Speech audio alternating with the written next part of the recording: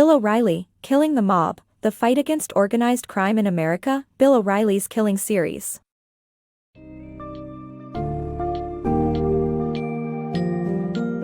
Embark on a riveting journey through the pages of Killing the Mob, The Fight Against Organized Crime in America, as authors Bill O'Reilly and Martin Dugard shed light on J. Edgar Hoover's relentless pursuit to bring down infamous criminals like Bonnie and Clyde, and expose the dark underbelly of America's organized crime syndicates.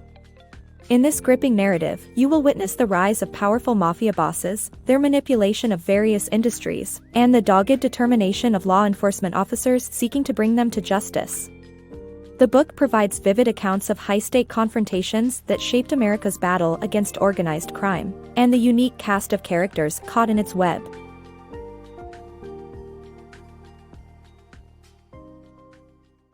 Killing Infamy. In Killing Infamy, Bill O'Reilly and Martin Dugard recount the events leading up to and following the attack on Pearl Harbor. They examine the geopolitical landscape of the time, detailing the conflicts between Japan, the United States, and other world powers. The book also sheds light on the misconceptions and intelligence failures that contributed to the tragic loss of life on that fateful day. Through detailed research and evocative storytelling, Killing Infamy provides a compelling insight into one of the most significant events in American history and offers a sobering reminder of the consequences of war.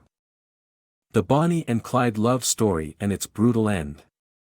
Meet Bonnie Parker and Clyde Barrow, a young couple in love who became notorious for their string of robberies and murders during the Great Depression.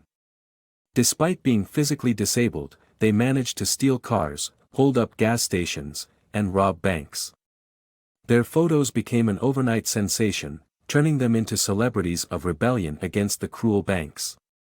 However, after killing 13 people, the head of America's national law enforcement agency, J. Edgar Hoover, was determined to put an end to their crime spree. Eventually, Hoover's agents tracked them down and killed them.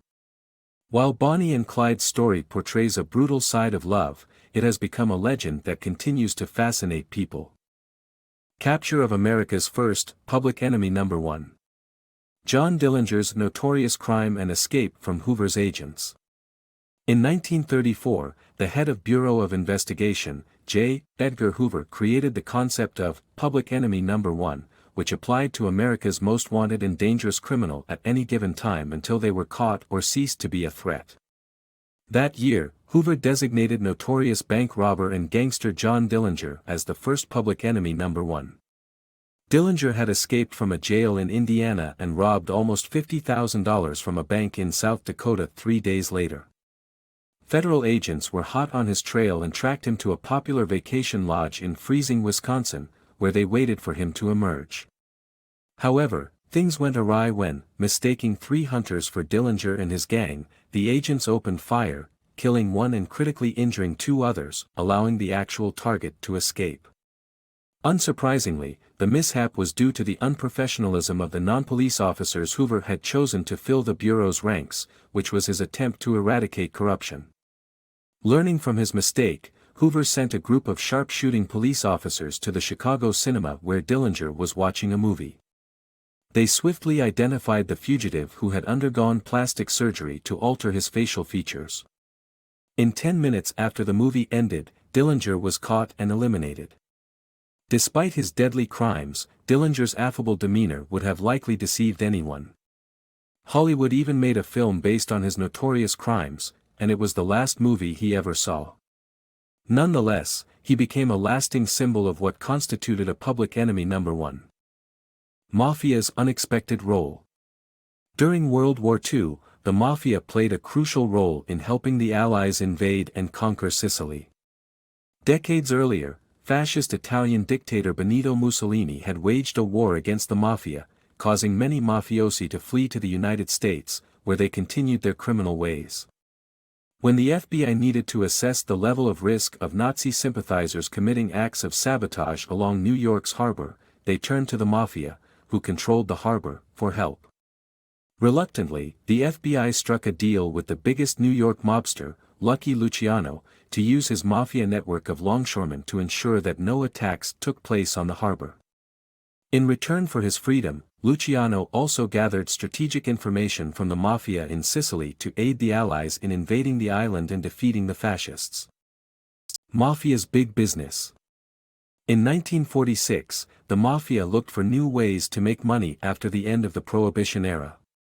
It called a conference with 20 of the most powerful American bosses in Havana, Cuba, to decide whether to enter the illegal drugs trade. Lucky Luciano, the mob's most senior leader, was skeptical but conceded to the majority's wishes. However, this decision soon revealed a huge uptick in the amount of drugs entering the U.S. from Cuba, pointing the finger squarely at Luciano. The Federal Bureau of Narcotics asked Cuba to deport Luciano to Italy, where he could not cause any more trouble for American law enforcement. Kefauver and the Mafia. In the 1950s, the U.S. law enforcement downplayed the existence of the Mafia, dismissing it as a mere bunch of independent criminals. This changed when Estes Kefauver led a Senate committee aimed at investigating the Mafia's activities. Kefauver subpoenaed hundreds of mobsters and their victims, and the televised proceedings showed the public the Mafia's shady dealings. Despite this, the head of the FBI, J. Edgar Hoover, still refused to believe in organized crime. There were rumors that Hoover was being blackmailed by the Mafia, as they supposedly had photos that proved Hoover was in a relationship with Clyde Tolson, his second-in-command at the FBI. In this homophobic era, such photos would have had a devastating effect on both men's careers. Regardless of whether these rumors were true, something happened that would make Hoover unable to ignore the Mafia any longer. The Mafia's infamous meeting. In this true story, we learn how a determined police sergeant in upstate New York named Edgar DeWitt Croswell single-handedly brought down the infamous Mafia. Croswell lived and breathed police work and had his eye on a high-ranking Mafia boss named Joseph Barbara, who owned a luxurious mansion in Apalachin. After observing him for years, Croswell deduced that Barbara was throwing a party for the most powerful gangsters in America. He was right. In Barbara's lavish villa, the bosses discussed their plans for world domination, and Croswell and the local police force formed a roadblock all around the property to arrest them. Many of the bosses panicked, and Croswell ended up catching 60 of them that night, leading to media attention and forcing FBI Director J. Edgar Hoover to acknowledge the existence of the Mafia. This is the gripping story of how one man's determination stopped organized crime in its tracks. The dark truth behind Hollywood's golden age.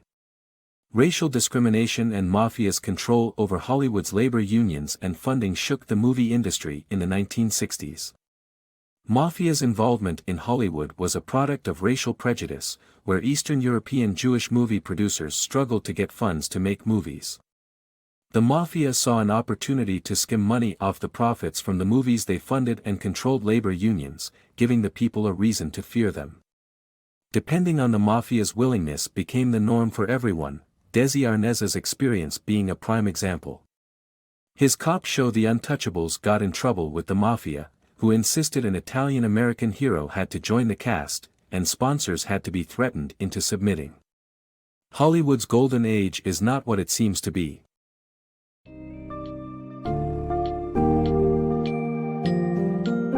As the story of Killing the Mob, the fight against organized crime in America unfolds, readers gain a profound understanding of the monumental impact of criminal enterprises on America's history and society. The book details the meticulous steps taken by J. Edgar Hoover and law enforcement in their pursuit to dismantle the mob, amidst setbacks and moral dilemmas, revealing a complex side of American society shaped by crime, corruption, and justice.